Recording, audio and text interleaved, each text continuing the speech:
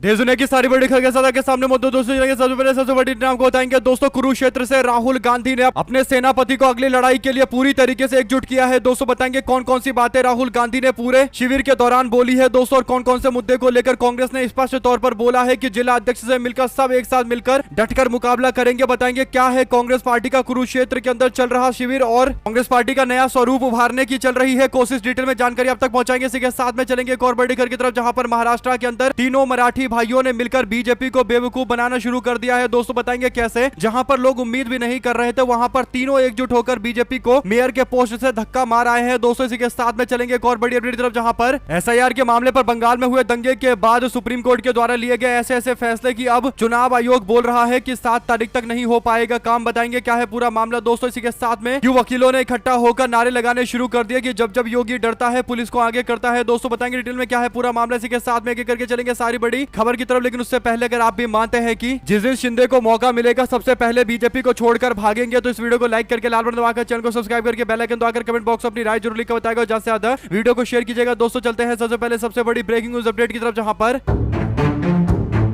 Congress party ने अपने काम करने के तरीके में एक बड़ा परिवर्तन किया है। दोस्तों कांग्रेस पार्टी के आला कमान के फैसले के आधार पर कांग्रेस पार्टी चला करती थी दोस्तों, लेकिन अब कांग्रेस के नेताओं ने फैसला लिया है कि कांग्रेस में काम करने के तरीके को नए तरीके से बदला जाएगा। यानी अब जिला अध्यक्षों को इतनी पावर दी जाएगी कि वो अपने हिसाब से सब कुछ तय करेंगे कि जिला के अंदर किसको कौन सी सीट मिलेगी, कौन कहां से चुनाव लड़ेगा, कैंडिडेट कौन होगा और मुद्दे कौन से होंगे, और जिले के अंदर किस किस नेताओं को कौन कौन सी बड़ी जिम्मेदारी दी जाएगी। यानी कांग्रेस पार्टी का पूरा डिसीजन अब जिला के आधारित होने वाला है। यानी जिला अध्यक्ष की सबसे बड़ी भूमिका होगी। जिला अध्यक्ष तय करेंगे कि कांग्रेस पार्टी जिले में कैसे चलेगी, और ऐसे ही हर जिले में कांग्रेस पार्टी को मजबूत करना है। अगर हर जिला मजबूत होगा तो ऐसे पूरे देश के अंदर कांग्रेस पार्टी मजबूत होगा, और ये जरूरी है कि मजबूत और दमदार जिला अध्यक्ष नियुक्त किए जाए और उनके कहने पर पूरा जिला कांग्रेस एक साथ काम करे। यानी जिला कांग्रेस को एक बड़ा आधार बनाकर कांग्रेस पार्टी अपने संगठन का विस्तार कर रही है। दोस्तों ऐसे में कांग्रेस पार्टी के हरियाणा और उत्तराखंड के जिला अध्यक्षों की 10 दिनों से लगातार संगठन सृजन के प्रशिक्षण शिविर कुरुक्षेत्र के अंदर आयोजित किया जा रहा है। आपको बता दें कि कांग्रेस पार्टी के 60 जिला अध्यक्ष अपने परिवार के साथ में 10 दिनों तक लगातार कुरुक्षेत्र में मौजूद है और एक दूसरे से बातचीत कर रहे हैं। परिवार में आपस में बातचीत हो रही है। यानी ऐसा लग रहा है कि कांग्रेस पार्टी परिवार पूरी तरीके से एकजुट हो रहा है। जिला अध्यक्ष अपने परिवार के साथ में मौजूद है और कांग्रेस पार्टी की विचारधारा को लेकर और ज्यादा आपस में चर्चाएं चल रही है। यानी कांग्रेस पार्टी के अलग अलग जिले के जिला अध्यक्ष मौजूद है, तो सब आपस में एक दूसरे से बात कर रहे हैं कि जिले को कैसे चलाना है और उनके जिले में कांग्रेस पार्टी कैसे काम कर रही है, और हर जिला कांग्रेस इकाई से दूसरी जिला कांग्रेस इकाई क्या सीख सकती है। ये सारी चर्चाएं हैं दोस्तों। ऐसे में राहुल गांधी 10 तारीख से 21 तारीख तक चलने वाले इस पूरे कार्यक्रम में शामिल होने के लिए पहुंचे। राहुल गांधी ने कार्यक्रम में पहुंचकर हरियाणा उत्तराखंड के टोटल 60 जिला अध्यक्षों को संबोधित करते हुए कहा कि आपको जिले की जिम्मेदारी सौंपी गई है, आपको निडर होकर काम करना है, डरना बिल्कुल नहीं है और कर्तव्य निष्ठा के साथ काम करना है। आप कांग्रेस पार्टी के योद्धा है और योद्धा की तरह काम करना है। उन्होंने आगे कहा कि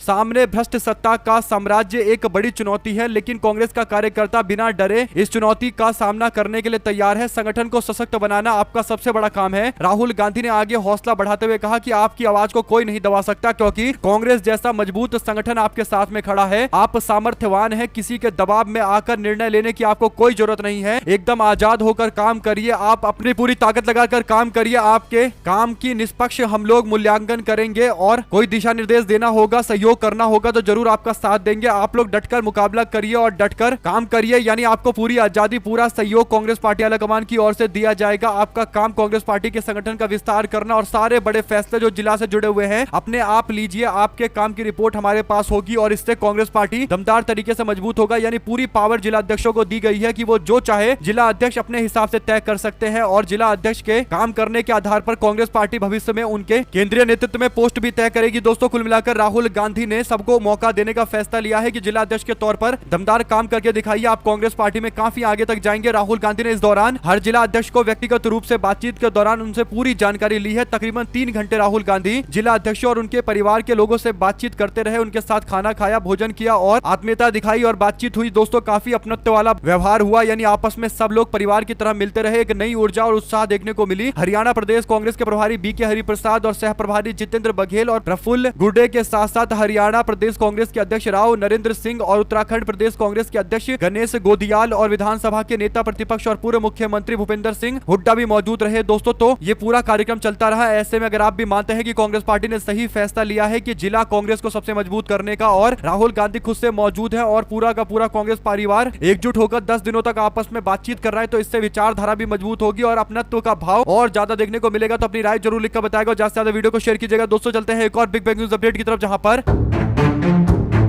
तीनों भाइयों ने मिलकर भारतीय जनता पार्टी को बुरी तरीके से बेवकूफ बना रखा है। दोस्तों ये खबर महाराष्ट्र से जुड़ी हुई है, जहां पर महाराष्ट्र में जब जरूरत पड़ती है तब तीनों मराठी भाई एकजुट हो जाते हैं, जब जरूरत पड़ती है तीनों एक दूसरे का विरोध करना शुरू कर देते हैं। महाराष्ट्र की राजनीति में अक्सर अप्रत्याशित मोड़ आता रहता है। दोस्तों कुछ ऐसा ही मामला कल्याण डोंबिवली नगर निगम से सामने आया, जहां पर कल्याण डोंबिवली नगर पालिका के चुनाव में 122 सदस्य वाले इस नगर पालिका में भारतीय जनता पार्टी को 50 सीटों पर जीत मिली, जबकि शिंदे गुट को 53 सीटों पर जीत मिली। दोस्तों एमएनएस को 5 सीटों पर जीत मिली, उद्धव ठाकरे को 11 सीटों पर जीत मिली थी। ऐसे में भारतीय जनता पार्टी और शिंदे चाहते तो एक साथ रहकर अपना मेयर बना सकते थे, लेकिन शिंदे ने बोला कि बीजेपी के साथ जाने का कोई मतलब नहीं है और बीजेपी के मेयर को कभी भी डोंबिवली के अंदर नहीं आना चाहिए। इस तरीके की पूरी मानसिकता बनाई गई दोस्तों, और फिर फैसला लिया गया कि तीनों भाई मिलकर भारतीय जनता पार्टी को सत्ता से बाहर करेंगे और बीजेपी का मेयर यहां नहीं बनने देंगे। उसके बाद होता है असली गेम, और शिंदे के पास 53 पार्षदों का पहले से ही सपोर्ट मौजूद है। उसके बाद उनको 5 सपोर्ट अपने भाई राज ठाकरे से मिलता है दोस्तों, और राज ठाकरे ने भी सपोर्ट करते हुए 5 पार्षद दे दिए, तो टोटल 58 का आंकड़ा पहुंच गया और 62 की जरूरत है, यानी 122 सीटों में से जिसके पास 62 का आंकड़ा होगा वो बहुमत हासिल कर लेगा और खुद का मेयर बना लेगा। और शिंदे 53 प्लस 5 एमएनएस वालों का मिलाकर 58 तक पहुंच गए हैं। उनको 4 और पार्षदों के समर्थन की जरूरत है, और एकनाथ शिंदे के नेता और उनके बेटे श्रीकांत शिंदे ने कहा है कि हमको उद्धव ठाकरे के बाकी 4 और पार्षदों का समर्थन मिल रहा है, तो हम लोग 62 के आंकड़े तक पहुंच जाएंगे। हम लोगों का खुद का मेयर यहाँ पर बनेगा, बीजेपी का मेयर बिल्कुल नहीं बनेगा। यानी भारतीय जनता पार्टी के साथ में 2.5 साल के रोटेशन पर मेयर पोस्ट को लेकर कोई भी बीजेपी के साथ समझौता करने को शिंदे गुट तैयार नहीं है। इसीलिए भाजपा को हटाने के लिए एमएनएस से सपोर्ट मांगा गया और एमएनएस ने अपने 5 पार्षदों का समर्थन एकनाथ शिंदे को कर दिया। दोस्तों अगर आप भी मानते हैं कि तीनों मराठी भाई मिलकर भारतीय जनता पार्टी को अलग अलग नगर पालिका से सत्ता से बेदखल करते जा रहे हैं, और पहले लग रहा था कि तीनों एक दूसरे के खिलाफ है, लेकिन तीनों ने कहीं ना कहीं भारतीय जनता पार्टी को ही रास्ते से हटाने का काम करना शुरू कर दिया है, तो अपनी राय जरूर लिखकर बताएगा। और बीएमसी में भी कुछ ऐसा होगा, इसमें कोई दो राय नहीं है। अपनी राय जरूर लिखेगा। चलते हैं एक और बड़ी अपडेट दोस्तों, जहां पर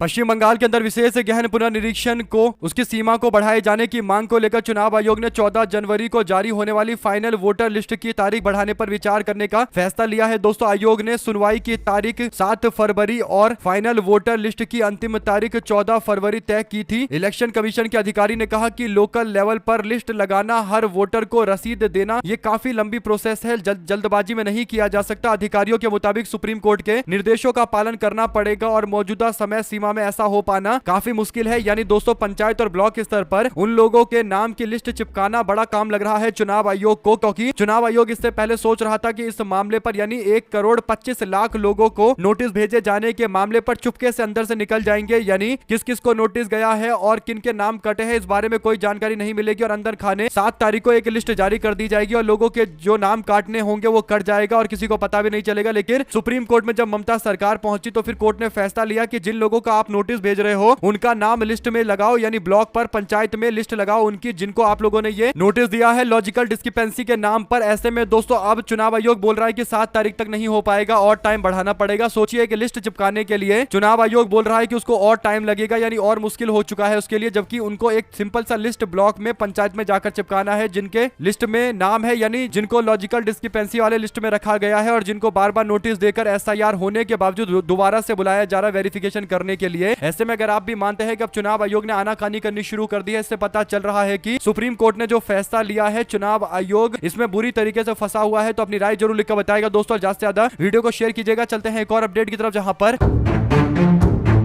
अब पश्चिम बंगाल के अंदर ममता बनर्जी ने जिला मजिस्ट्रेटों यानी डीएम से एसआईआर पर सुप्रीम कोर्ट के निर्देशों का सख्ती से पालन करने को कहा। एक वरिष्ठ अधिकारी ने कहा कि मुख्यमंत्री अचानक से बैठक में आती है और राज्य सचिवालय नबन्ना में मुख्य सचिव नंदिनी चक्रवर्ती की बैठक चल रही होती है, तभी वो जिला मजिस्ट्रेट के साथ बैठक में अचानक आ जाती है और सबको दिशा निर्देश जारी करते हुए बोल दिया जाता है कि कोई भी आनाकानी नहीं होगी। और सीएम ने साफ तौर पर कहा कि एसआईआर से संबंधित सभी सुनवाई सुप्रीम कोर्ट के निर्देशों के अनुसार की जाएगी। मुख्यमंत्री ने अधिकारियों से कहा कि खास खासकर जिन लोगों का नाम तार्किक विसंगति यानी लॉजिकल डिस्क्रिपेंसी वाली लिस्ट में रखा गया है, 1,25,00,000 लोगों के नाम, उन लोगों को किसी भी तरीके की कोई असुविधा नहीं होनी चाहिए। वे लोग अपना वेरिफिकेशन करवा पाए, उनके लिए सब कुछ सही से उपलब्ध करवाना है, किसी का नाम ना कट पाए। इस तरीके से डीएमओ को आदेश जारी कर दिया गया है। कुल मिलाकर प्रशासन को पूरी तरीके से ममता बनर्जी ने अलर्ट पर रखा हुआ है दोस्तों। और दूसरी ओर चुनाव आयोग जो तैयारी कर रहा था वो अब उनका फ्लॉप होता हुआ नजर आने लगा। यही बड़ा कारण है कि अब ममता बनर्जी ने कहीं ना कहीं चुनाव के एक बड़े लिस्ट बनाने के अंदर हो सकने वाले एक बड़े झोल को रोकने की कोशिश जरूर की है। आप लोग इस पर अपनी राय जरूर लिखकर बताएगा। चलते हैं एक और बिग न्यूज अपडेट की तरफ दोस्तों, जहां पर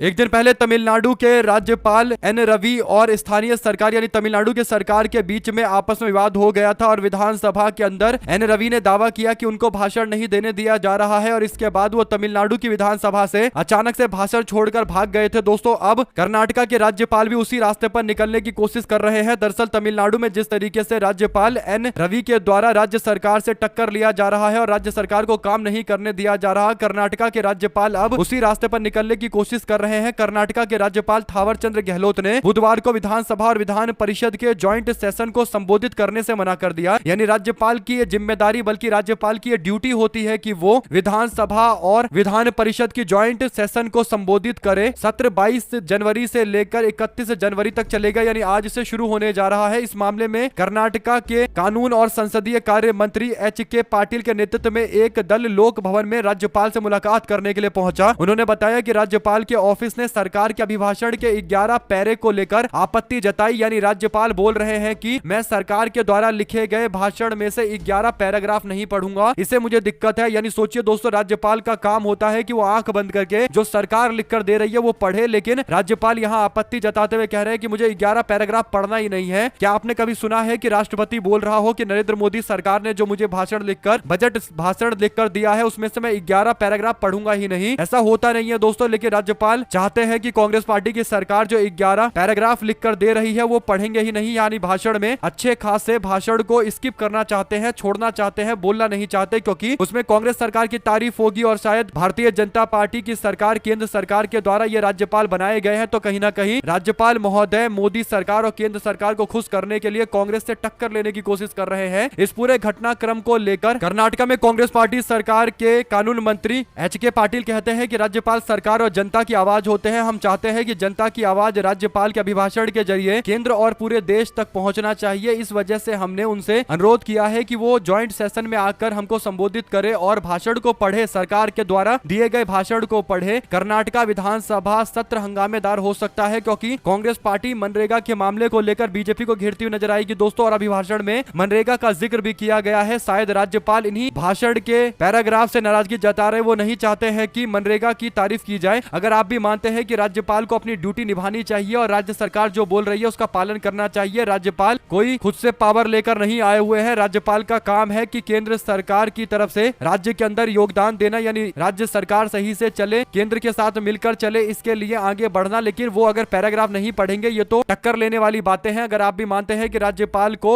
एजेंट के तौर पर काम नहीं करना चाहिए बल्कि सहयोगी के तौर पर काम करना चाहिए तो लिखेगा जरूर दोस्तों। चलते हैं एक और बड़ी अपडेट की तरफ, जहां पर हरियाणा के कांग्रेस के विधायक देवेंद्र हंस ने कैथल जिले के अंदर एसडीएम को झुंझुना देने की कोशिश करने के बाद एसडीएम ने कड़ा रुख अपनाया है। विधायक के खिलाफ पुलिस में शिकायत दर्ज कराई है। उन पर आधिकारिक कर्तव्यों में बाधा डालने का आरोप लगाया गया है। गुहला चीका निर्वाचन क्षेत्र से विधायक हंस ने आरोपों से इनकार किया है। इसके बजाय 2023 बैच के Haryana civil service officer SDM Ramesh Singh पर उनकी अनदेखी करने के आरोप लगाए गए। अब पूरे विवाद की बात करें तो गुहला चीका में मौजूद बीडीपीओ कार्यालय परिसर के अंदर स्थित दुकानों को लेकर यह विवाद हुआ था। अधिकारी का कहना है कि कुछ दुकानों का विस्तार दुकानदारों के आग्रह पर किया गया, जबकि हंस के समर्थक का दावा है कि यह विस्तार अवैध रूप से किया जा रहा है। सोमवार को इसी बात को लेकर तीखी बहस हो गई थी और बहस के दौरान अधिकारी को जवाब देते हुए विधायक ने कहा कि यह खिलौना लो और इससे खेलते रहो। एसडीएम ने मना करते हुए जवाब दिया कि तुम इसे खुद रख लो। नाराज हंस ने खिलौना फेंक दिया और समर्थकों के नारों के बीच परिसर से चले गए। कुल मिलाकर दोस्तों अब सरकारी काम में बाधा का मामला दर्ज किया जा रहा है। कांग्रेस पार्टी के विधायक ने नाराजगी जताते हुए जनता के साथ में खड़ा होने का फैसला लिया था और उसके बाद उनके खिलाफ सरकारी काम में बाधा पहुंचाने के आरोप के तहत मामला दर्ज किया गया है। इसी के साथ में चलते हैं एक और बड़ी अपडेट की तरफ, जहां पर शंकर सिंह वाघेला पूर्व मुख्यमंत्री गुजरात एक दावा करते हैं। उनका एक वीडियो सोशल मीडिया पर शेयर किया जा रहा है दोस्तों, जिसमें वो कहते हैं कि बीजेपी और आरएसएस ने कांग्रेस पार्टी को खत्म करने के लिए आम आदमी पार्टी को जन्म दिया है। यानी गुजरात के अंदर आम आदमी पार्टी के बढ़ते स्वरूप को लेकर भी उन्होंने ये टिप्पणी की है और दावा किया है कि आरएसएस और बीजेपी वाले कांग्रेस को रोकने के लिए हर जगह आम आदमी पार्टी को इंट्रोड्यूस करते हैं और उनको बनाया भी इसीलिए गया था। आप लोग इस पर क्या राय देते हैं लिखकर जरूर बताएगा। साथ साथ दोस्तों,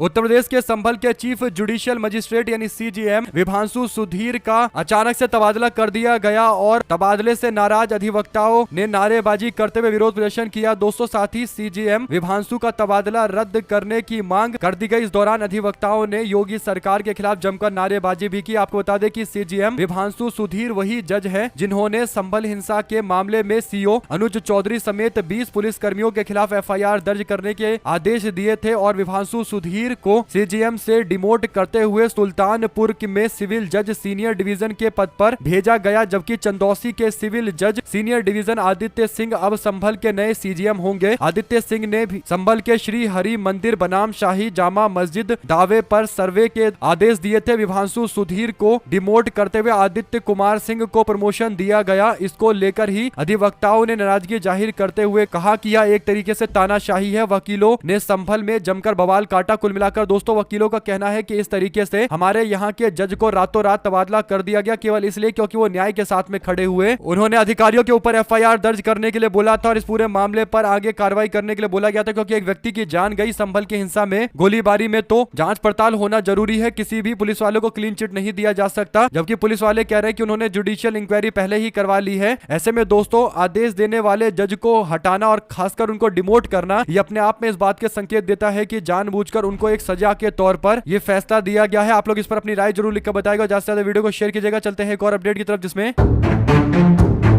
भारतीय जनता पार्टी को समर्थन देने के चलते महाराष्ट्र कांग्रेस ने कार्रवाई करते हुए अंबरनाथ ब्लॉक के अध्यक्ष प्रदीप पाटिल को पार्टी से सस्पेंड कर दिया है। महाराष्ट्र प्रदेश कांग्रेस कमेटी यानी एमपीसीसी के उपाध्यक्ष गणेश पाटिल ने अंबरनाथ कांग्रेस के ब्लॉक प्रेसिडेंट प्रदीप पाटिल को एक पत्र लिखा है, जिसमें उन्होंने बीजेपी को समर्थन देने वाले अंबरनाथ ब्लॉक के अध्यक्ष प्रदीप पाटिल को नसीहत दी है। कांग्रेस के उपाध्यक्ष गणेश पाटिल ने अंबरनाथ ब्लॉक के अध्यक्ष को चिट्ठी लिखा और कहा कि हमने कांग्रेस के सिंबल पर चुनाव लड़ा था और 12 सीटें जीती थी, लेकिन राज्य की लीडरशिप या कांग्रेस पार्टी के स्टेट ऑफिस को बिना बताए आपने बीजेपी के गठबंधन को साथ देने का जो फैसला लिया है, जो मीडिया सोर्स से रिपोर्ट आ रही है, उसके आधार पर हम लोग कार्रवाई करने जा रहे हैं और आपको तत्काल प्रभाव से सस्पेंड करते हैं। कुल मिलाकर दोस्तों, कई जगह पर बीजेपी वाले कोशिश कर रहे हैं कि कांग्रेस के स्थानीय नेताओं को मनाया जाए और स्थानीय नेताओं को मनाकर पार्षदों को अपनी पार्टी में शामिल करवा लिया जाए, समर्थन ले लिया जाए और जैसे ही कांग्रेस पार्टी के राज्य इकाई के हेड को यह जानकारी मिलती है, वो तत्काल कार्रवाई कर देते हैं और अंबरनाथ के अंदर जो कार्रवाई हुई है वो इसका एक जीता जागता उदाहरण है। आप लोग इस पर अपनी राय जरूर लिखकर बताएगा। चलते हैं एक और बड़ी अपडेट दोस्तों, जहां पर कांग्रेस पार्टी ने गुजरात मॉडल को लेकर नरेंद्र मोदी पर निशाना साधा। पार्टी ने गुजरात के सूरत में पानी की टंकी टूटने पर नरेंद्र मोदी के गुजरात मॉडल को लेकर तंज कसा। कांग्रेस ने कहा कि ये नरेंद्र मोदी और भारतीय जनता पार्टी के भ्रष्टाचार की एक झलक भर है। 19 जनवरी को एक बड़ी घटना घटती है, जहां पर मांडवी तालुक के तारकेश्वर गांव के अंदर नवनिर्मित एक पानी का टंकी टेस्टिंग के दौरान ही टूटकर गिर जाता है। यानी तथाकथित तौर पर 21 करोड़ का ये टंकी बनाया गया था और 21 करोड़ रुपए ढह जाते हैं और आम जनता को जिस टंकी से पानी मिलना चाहिए था, वो टंकी भ्रष्टाचार की भेंट चढ़ जाता है और गुजरात का ये मॉडल सबके सामने, देश के सामने उजागर हो गया। आप लोग इस पर क्या राय देना चाहते हैं दोस्तों, लिखकर जरूर बताएगा। चलते हैं एक और अपडेट की तरफ, जहां पर भारत के अलग अलग शहरों में गणतंत्र दिवस यानी रिपब्लिक डे के दिन बड़े आतंकवादी हमले को लेकर अलर्ट जारी किया गया। इंटेलिजेंस एजेंसी के हवाले से सूत्रों ने बताया है कि आतंकियों के निशाने पर दिल्ली समेत देश के बड़े मंदिर हैं। दिल्ली समेत जगह जगह पर सुरक्षा व्यवस्था को कड़ा रखने के लिए कई आदेश जारी किए गए हैं। पाकिस्तान खुफिया एजेंसी ISI ने इस हमले को अंजाम देने के लिए सीक्रेट प्लान तैयार किया है, ऐसा दावा है। कोड नेम रखा गया है 2626। आतंकियों के निशाने पर अयोध्या का राम मंदिर भी है, ऐसी रिपोर्टें आ रही है दोस्तों। और देश भर के अंदर हर शहर में अलर्ट भेजा गया। आप लोग इस पर अपनी राय जरूर लिखकर बताएगा। चलते हैं एक और बड़ी अपडेट जहां पर ट्रंप ने फिर किया भारत और पाकिस्तान के बीच मध्यस्थता का दावा। कांग्रेस पार्टी ने प्रधानमंत्री की चुप्पी को लेकर निशाना साधा है। कांग्रेस महासचिव जयराम रमेश ने दावोस के अंदर ट्रंप के दावे का वीडियो साझा करते हुए कहा कि कल गिनती 70 थी, अब 71 हो गई। यानी 71 बार ट्रंप ने इस बात का दावा किया है कि उसने भारत और पाकिस्तान के बीच में युद्ध की मध्यस्थता की है। और दावोस जहां पर दुनिया भर की बड़ी बड़ी हस्तियां अभी मौजूद है, इंटरनेशनल एक से बढ़कर एक खिलाड़ी मौजूद है, वहां पर बार बार ट्रंप इस बात को दोहरा रहा है। कुल मिलाकर दोस्तों ट्रंप कोई ऐसा मौका नहीं छोड़ता जहां पर वो इस बात का दावा नहीं करता कि भारत और पाकिस्तान के बीच मध्यस्थता उसने कराई है। तो इससे पता चल रहा है कि ट्रंप खुलकर बोल रहा है और बार बार उसके भाषण पर कोई भी सामने से काउंटर नहीं आ रहा, कोई विरोध नहीं हो रहा, इसीलिए वो खुलकर बोल भी रहा है। साथ साथ दोस्तों